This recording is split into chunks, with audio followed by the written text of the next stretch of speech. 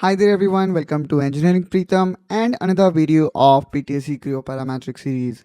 In this video, we will talk about draft and we will see that with the help of this special model which is specially designed to showcase how we can create a draft in a different way. In this particular video, we will talk about basic draft. Although draft is also available inside Extrude tool. So here you can see I went back to edit definition. If I go here in option, here you will see this option taper. So here also you can provide draft. This is also a way to specify draft, but we do have a dedicated and advanced draft tool, and in this particular video we're gonna cover that. So if you see here in engineering group, you will find draft.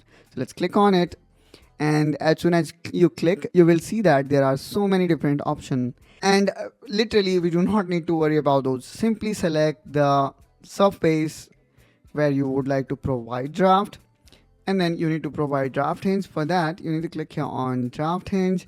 Now I'm gonna provide this one as draft hinge, okay? And then we need to provide pull direction. So pull direction is up, and now here we go. How easy it is to provide draft in PTC Creo Parametric. Let me repeat the same steps again to make the thing more clear. Let's click on draft. Let's select the draft surface. Now this time I'm going to select two surface. Now we need to specify the draft hinge. So I have specified the draft hinge, and then you can see the pull direction is also defined. Now simply we need to pull it like this. And you can actually provide a negative draft as well. So in this way, guys, you can provide draft inside PTC Creo Parametric. Now let's see another example with another kind of geometry. Here we can see this is cylindrical. Let's click again on draft. Now I'm gonna select this rounded surface. Now let's select the draft hinge.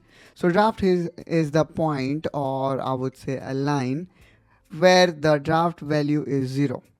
So you can see that since we have selected this plane as draft hinge, so we can see the draft is being pivoted from this plane, but at this particular plane there is no draft.